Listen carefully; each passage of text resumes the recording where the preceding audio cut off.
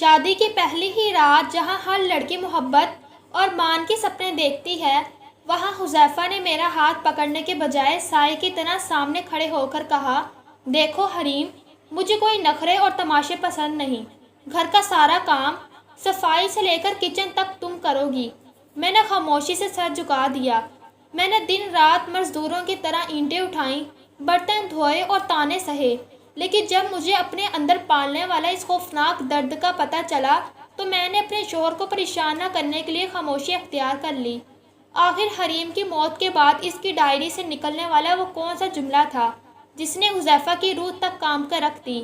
آؤ سنتے ہیں سچی محبت اور خاموش درد کی یہ دل دہلا دینے والی داستان۔ آج شادی کی پہلی رات تھی۔ سرخ گلاب کی پتیوں اور پھولوں سے بستر کو نہایت خوبصورتی سے سجایا گیا تھا۔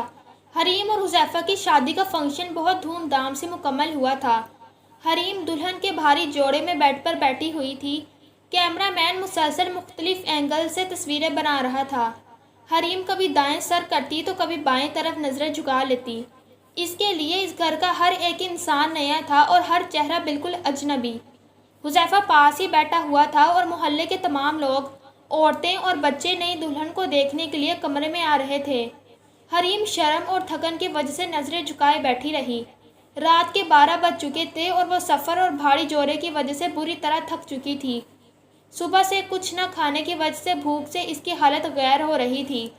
جب تمام رشتہ دار اور محلے والے چلے گئے اور کمرے کا دروازہ بند ہوا تو حریم کے دل میں امید کی ایک شمع روشن ہوئی۔ حذیفہ حریم کے پاس آ کر بیٹھا اور بولا، تم ایسا کرو، کپڑے چینج کر لو، تھک گئی ہوگی۔ حریم نے جلدی سے ہلکے کپڑے پہن لیے۔ بھوک کی وجہ سے اس کی برداشت ختم ہو رہی تھی، لیکن وہ شرم کے مارے کچھ نہیں کہہ سکتی۔ لیکن حذیفہ کو اس کی تھکن یا بھوک سے کیا واسطہ تھا؟ وہ کہاں اس سے محبت بھری باتیں کرنا چاہتا تھا؟ حذیفہ نے حریم کو کوئی تحفہ دینے یا پیار کا لفظ بولنے کے بجائے اپنی مردانگی کا روب ڈالنا شروع کر دیا۔ اس نے سخت لہجے میں کہا، دیکھو حریم، مجھے گھر میں کوئی نخرے یا تماشے بالکل پسند نہیں۔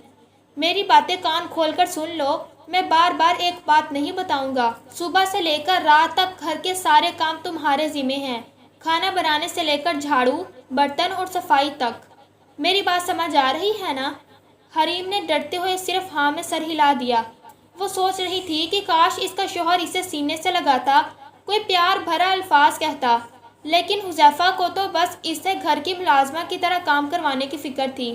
شادی کی ابتدائی دن گزر گئے اور حریم کے نازک ہاتھوں میں جھاڑو اور مقدر میں کچن لکھ دیا گیا۔ حریم کی جیٹھانی فرحانہ اپنے شوہر کے خاندان سے ہی تھی، اس لیے اس پر کوئی زیادہ دباؤ نہیں تھا، لیکن حریم غیروں کے گھر سے بیاہ کر آئی تھی، اس لیے سارا بوجھ اس پر ڈال دیا گیا۔ حریم پورے گھر کا کام کرتی، صبح سویرے اٹھ کر جھاڑو دیتی، برتن دھوتی، کپڑے استری کرتی، اور جب رات کو تھکن سے اس کا جسم ٹوٹنے لگتا تو وہ روم میں آ کر شوہر کے نخرے اٹھاتی۔ لیکن حذیفہ کا لہجہ ہمیشہ خشک اور روکھا ہی رہتا۔ ایک رات ڈنر کے بعد جب تمام لوگ اپنے اپنے کمروں میں چلے گئے تو حریم ہمت کر کے حذیفہ کے قریب بیٹھ گئی۔ اس نے ڈرتے ڈرتے کہا، حذیفہ، ہماری شادی کو 3 مہینے گزر چکے ہیں، آپ مجھے کبھی باہر گھمانے نہیں لے گئے، کیا ہم کہیں باہر نہیں جا سکتے؟ یہ سنتے ہی حذیفہ نے غصے سے اسے گھورا اور بولا، گھمانے؟ مطلب کہاں جانا ہے تمہیں؟ کس دنیا میں رہتی ہو تم؟ اس کا لہجہ اتنا خوفناک تھا کہ حریم اندر تک کانپ گئی۔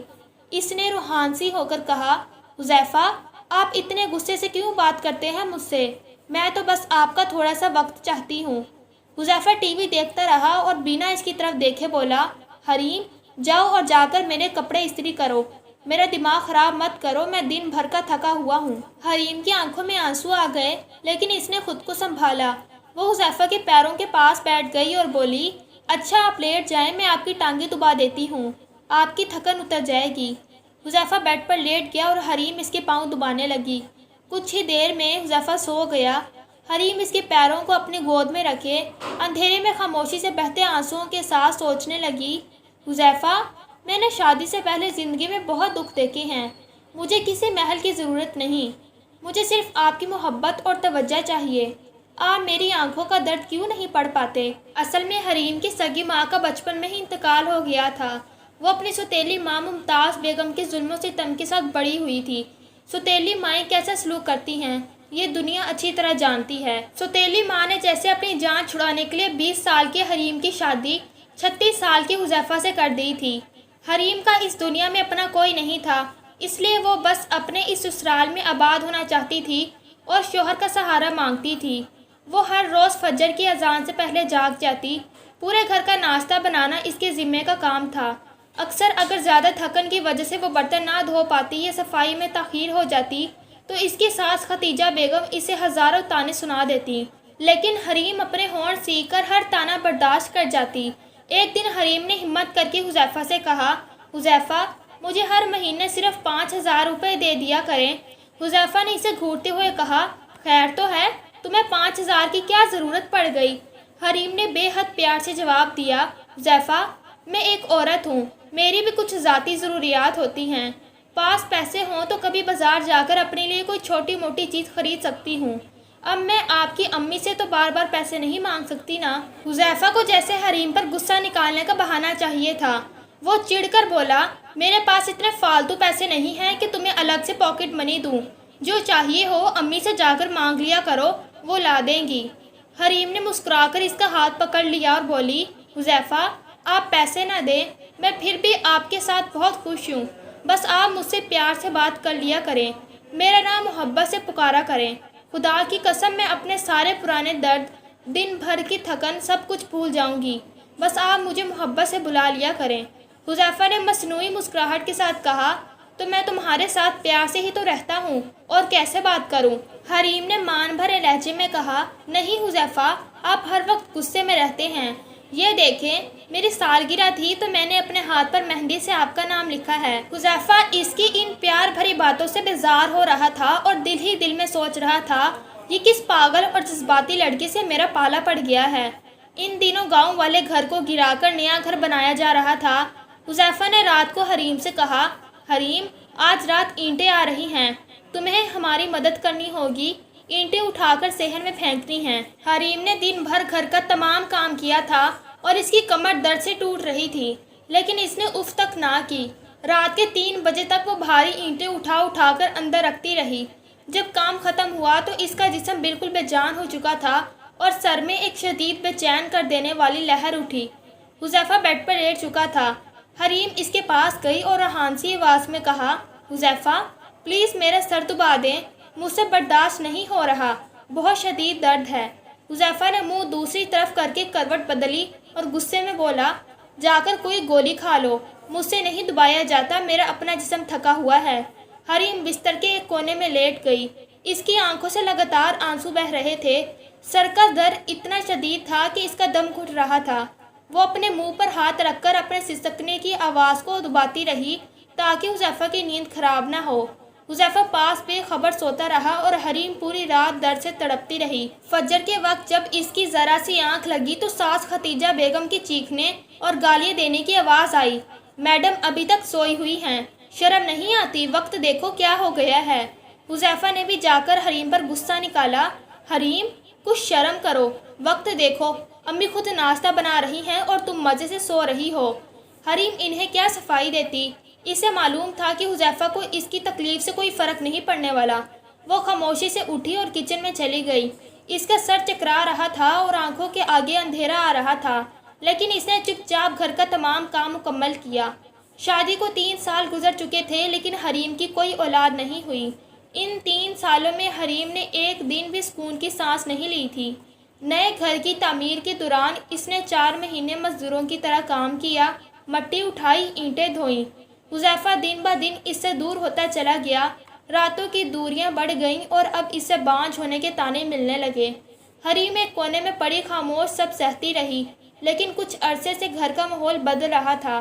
حریم کو محسوس ہو رہا تھا کہ اس کے پیچھے کچھ پک رہا ہے، اور ایک دن اس کی جیٹھانی فرحانہ کی چھوٹی بیٹی نے معصومیت میں بتا دیا، حریم چچی ممانی کہہ رہی تھی کہ حذیفہ چاچو کی دوسری شادی کروا رہے ہیں، نئی چچی آئیں گی۔ حریم کے دل پر قیامت ٹوٹ پڑی، مگر وہ چپ رہی۔ ایک شام حذیفہ شیشے کے سامنے کھڑا ہو کر چہرے پر کریم لگا رہا تھا۔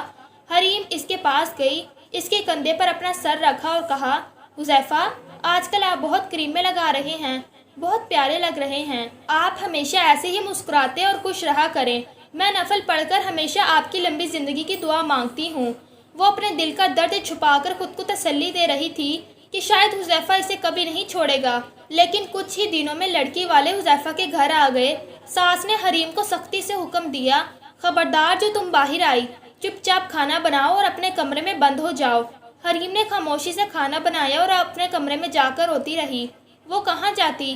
پیچھے سوتیلی ماں تھی جو اسے کبھی قبول نہ کرتی، اور سامنے شوہر تھا جو اسے دھکے دے کر نکالنے کی تیاری کر رہا تھا۔ حذیفہ کا رشتہ طے ہو گیا اور چند ہی دنوں میں وہ اپنی نئی بیوی انم کو بیاہ کر لے آیا۔ جس کمرے میں حریم نے 3 سال حذیفہ کی بے رخی سہی تھی، آج اس کمرے میں حذیفہ کسی اور کی باہوں میں تھا۔ حریم کو گھر کے پچھلے حصے میں ایک چھوٹا سا تاریک کمرہ دے دیا گیا تھا۔ حذیفہ اپنی نئی بیوی انم کو مرے گھمانے لے گیا۔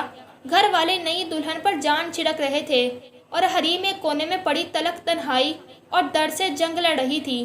پھر ایک رات جب پورے گھر میں سناٹا تھا، حریم اپنے تاریک کمرے میں سوئی ہوئی تھی، اچانک اس کے سر میں اتنا شدید اور ناقابل برداشت درد اٹھا جیسے کسی نے لوہے کی سلاخیں اس کے بھیجے میں گاڑ دی ہوں۔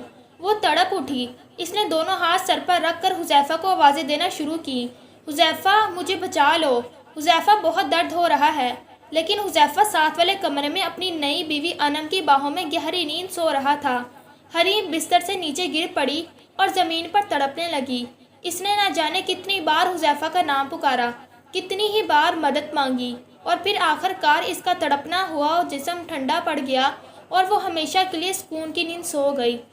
صبح کے وقت ساس خدیجہ بیگم حسب معمول گالیاں دیتی ہوئی آئیں۔ کمینی، آج پھر نہیں اٹھی؟ حذیفہ نے بھی اپنے کمرے سے آواز دی۔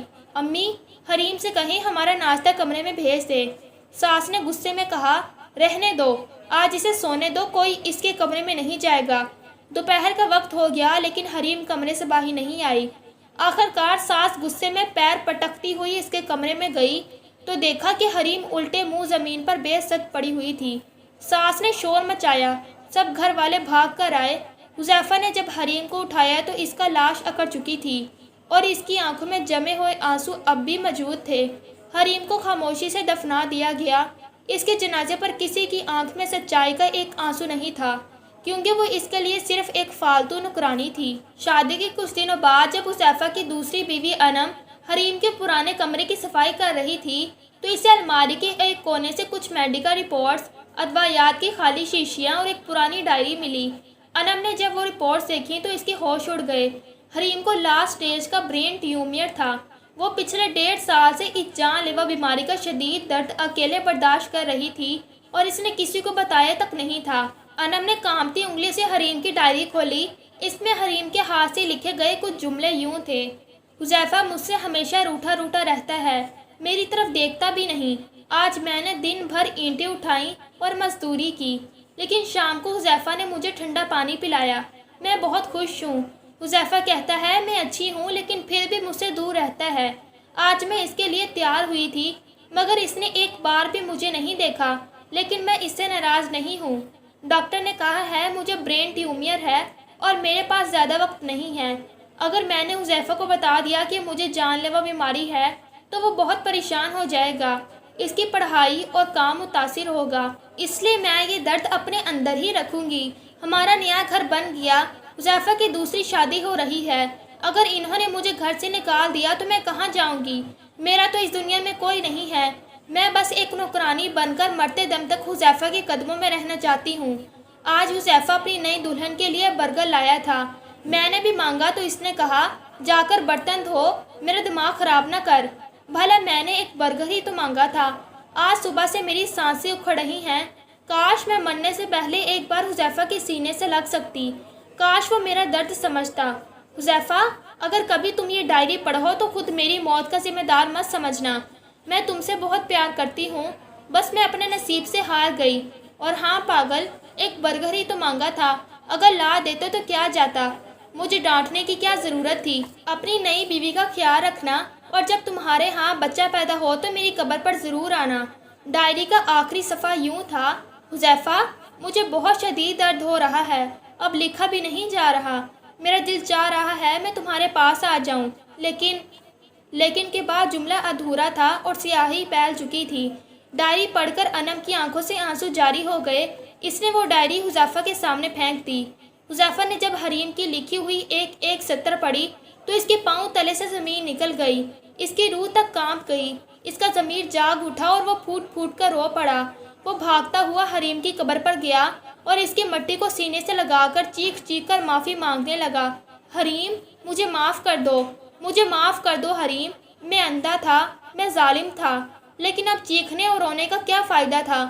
حریم تو خاموش ہو چکی تھی، وہ کبھی واپس آنے والی نہیں تھی۔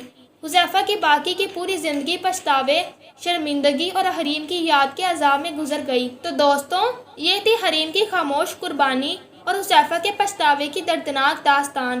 زندگی میں اپنے لائف پارٹنرز کے احساسات اور اس کے درد کی قدر کیجیے، اس سے پہلے کہ وقت گزر جائے اور صرف پچھتاوا باقی رہ جائے۔ اگر آپ کو یہ کہانی اور اس کا پیغام پسند آیا ہو تو ویڈیو کو لائک کریں، اپنے دوستوں کے ساتھ شیئر کریں اور ہمارے چینل کو سبسکرائب کرنا نہ بھولیں۔ اپنا بہت خیال رکھیے گا۔ اللہ حافظ۔